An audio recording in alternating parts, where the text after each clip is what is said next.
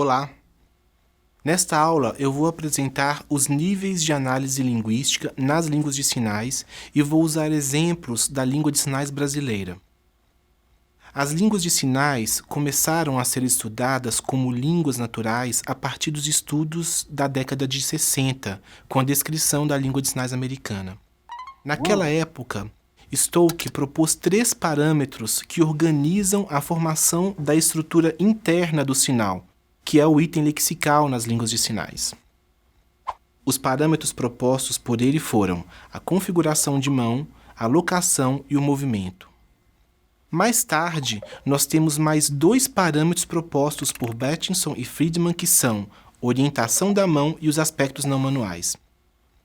Esses 5 parâmetros são itens de composição fonético-fonológica das línguas de sinais, e a presença deles forma o sinal. O sinal, como eu disse, é o item lexical das línguas de sinais. É como se fosse a palavra, grosso modo, para as línguas orais. Por exemplo, este sinal, o sinal de mulher, é um sinal que usamos para fazer referência a algo que em português nos referimos ao usar a palavra mulher. Em Libras, temos essa configuração de mão, usada nessa locação, perto do rosto, com este movimento, com a palma da mão direcionada para o outro lado do corpo e com uma expressão facial neutra. Observe que esses parâmetros possuem uma organização simultânea, eles acontecem ao mesmo tempo. A simultaneidade presente na confecção de um sinal, em primeira instância, fere uma das características do signo linguístico apresentada por Saussure no curso de Linguística Geral. De acordo com Saussure, uma característica do significante é a linearidade. Este é um ponto importante nos estudos das línguas de sinais porque parece transgredir essa característica. De certa forma, isso acontece sim, mas a linearidade também existe nas línguas de sinais, no discurso, na sentença, no sinal e também no movimento que pressupõe deslocamento e por isso precisa da linearidade para que exista. A simultaneidade presente nessas línguas não afasta da definição de língua natural. Na verdade, adiciona à definição de língua uma característica a mais. As línguas de sinais são reconhecidas como línguas naturais, não apenas por justificativas descritivas. Podemos observar o processamento natural das línguas de sinais, por exemplo, nos exames de neuroimagem. Em 2011, a fonoaudióloga Michele Nave Valadão defendeu sua tese de doutorado pela Universidade de São Paulo, mostrando que sujeitos surdos, sendo estimulados na língua de sinais brasileira, possuem ativação neuronal semelhante à observada em sujeitos ouvintes, sendo estimulados em português. As justificativas que embasam o fato das línguas de sinais serem línguas naturais são também justificativas objetivas. Ainda, com relação aos aspectos fonético-fonológicos, a primeira tarefa da fonologia para as línguas de sinais é a de determinar quais são as unidades mínimas que formam os sinais. No caso da língua de sinais, as unidades mínimas são relacionadas aos parâmetros de formação do sinal, que já vimos. A segunda tarefa é estabelecer quais são as ocorrências dessas unidades, os padrões de combinação entre elas e as variações possíveis no ambiente fonológico. Nós temos aqui um inventário de configuração de mãos, segundo a descrição de Ferreira Brito. Temos configurações que são selecionadas, como esta, usada para a realização do sinal de cadeira, ou esta, usada para a realização do sinal de garfo. Temos também aquelas que são configurações sem ou com pouca seleção de dedos, assumindo uma formação neutra, como esta, usada na mão não dominante para a realização do sinal de verdade,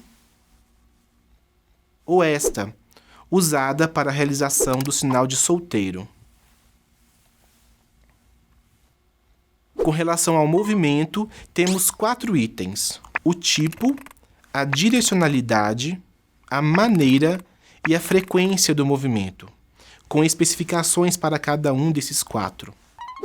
Quando falamos de tipo de movimento, temos o movimento de contorno ou forma geométrica, como no sinal de museu. Também temos o movimento de contato, como no sinal de multa. Os movimentos de interação, que podem ser exemplificados no sinal de trabalhar. O movimento de torcedura de pulso, como no sinal de advogado. E ainda os movimentos de dobramento de pulso, como no sinal de calor.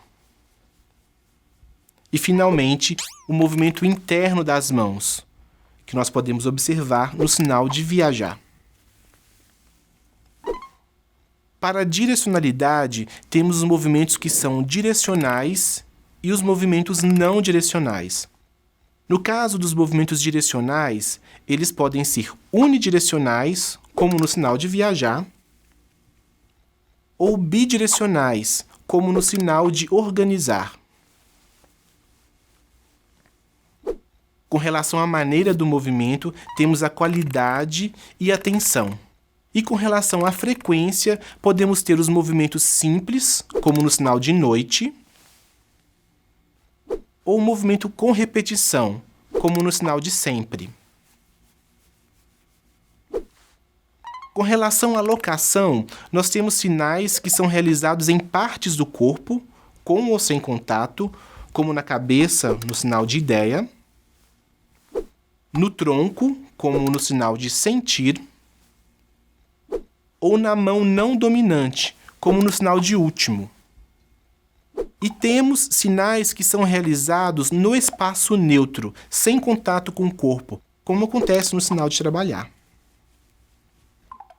Quando eu falo em direção da mão, estou me referindo para qual lado a palma da mão está posicionada. Pode ocorrer o direcionamento para cima, para baixo, para frente, para trás, ou para os lados, ipsilateral ou contralateral, assim como para as diagonais. Esse movimento é realizado pela inclinação do pulso. As expressões não manuais apresentam-se de forma diversa. Podemos ter expressões corporais realizadas com o tronco, por exemplo, o movimento do corpo inclinado levemente para a frente, como no sinal de suportar. O movimento para trás, como usado para uma expressão de estranhamento. Com os ombros, por exemplo, na pergunta o quê? E os movimentos com a cabeça. Para indicar negação, muitos sinais são acompanhados do movimento de cabeça para os lados. Por exemplo, no sinal de não querer, a produção realizada pela mão é acompanhada do olhar, de leve balanço da cabeça para os lados e da expressão facial indicando negação. As expressões faciais são, então, de 2 tipos. Aquelas que trazem informação de cunho emocional e são expressões com padrões universais, e aquelas que são componentes importantes, não apenas do ponto de vista fonético-fonológico, mas do ponto de vista morfológico e sintático, que são as expressões não manuais gramaticais. O primeiro tipo de expressão não manual pode ser usado também como recurso prosódico, mas são expressões que não têm uma interferência sintática na produção da língua de sinais. As do segundo tipo possuem influência direta no processamento da língua e podem executar produções agramaticais se forem realizadas de forma incorreta. Vamos explorar isso no momento em que falarmos de sintaxe. Alguns sinais, como o sinal de gordo e magro, vão usar a expressão facial em sua constituição, como em gordo e em magro.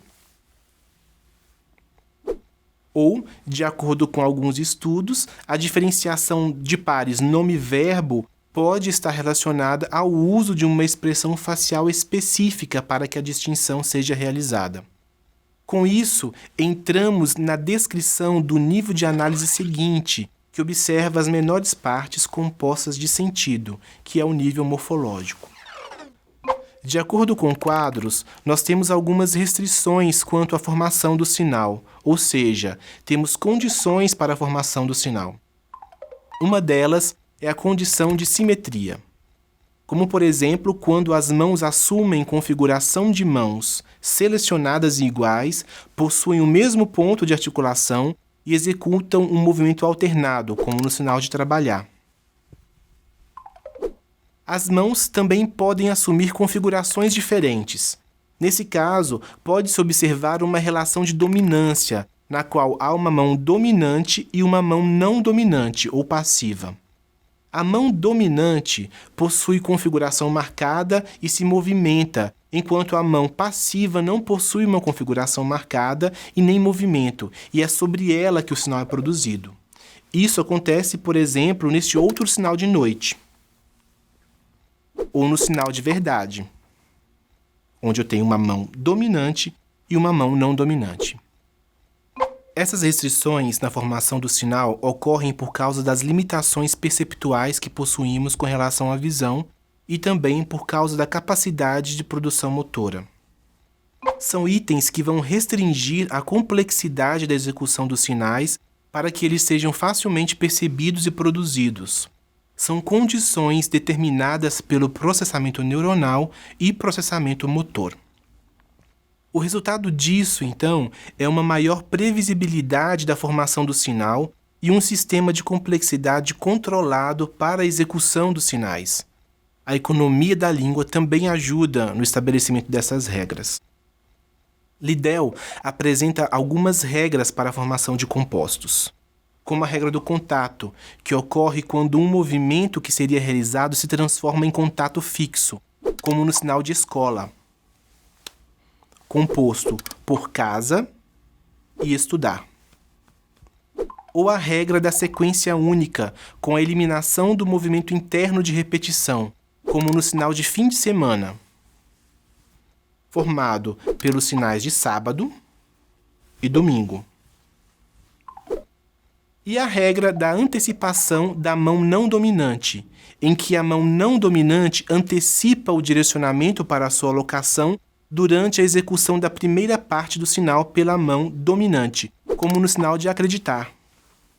Observe que minha mão não dominante começa a realizar um movimento antes de deslocamento para o centro, enquanto a minha mão dominante realiza o início do sinal.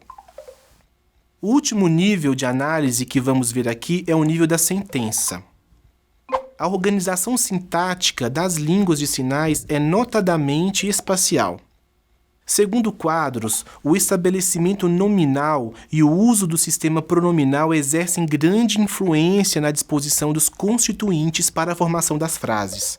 Por exemplo, ela pode ser exibida com a execução do sinal em um local particular, com o direcionamento da cabeça e dos olhos a uma determinada localização e com um verbo direcional. Por exemplo, na frase, o cachorro mordeu o gato. Perceba que eu estabeleço um local para cachorro e um local diferente para gato, e uso um verbo com uma direção específica que sai do local onde eu coloquei o cachorro para o local onde eu coloquei o gato. Os referentes podem estar presentes no local da sinalização ou não, e depois de inseridos no ambiente de sinalização, eles permanecem no local e podem ser referidos posteriormente no discurso. Os estudos de Quadros mostram que todas as frases com a ordem sujeito, verbo, objeto da Libras são gramaticais. Entretanto, existe a possibilidade de modificação da ordem das sentenças. Neste caso, as expressões não manuais possuem influência importante na construção da sentença. Com relação às expressões não manuais gramaticais, temos as expressões interrogativas, por exemplo, as usadas para fazer perguntas do tipo QU, com respostas abertas, como nas seguintes sentenças. Qual é o seu nome? Qual sua idade? Onde você mora? As expressões interrogativas podem ser também as que produzem perguntas que exigem respostas fechadas, do tipo sim, não, como nas seguintes sentenças. Você quer água? Você gosta de chocolate? Observe que temos 2 tipos distintos de expressão facial para realizar uma interrogativa. Na primeira delas, temos as sobrancelhas franzidas, com os olhos franzidos e com a cabeça levemente levantada e projetada para frente.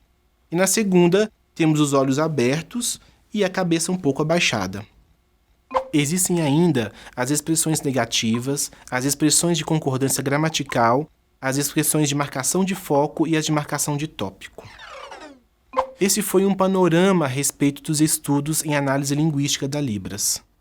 Para poder se aprofundar, você pode consultar os textos sugeridos. Até a próxima!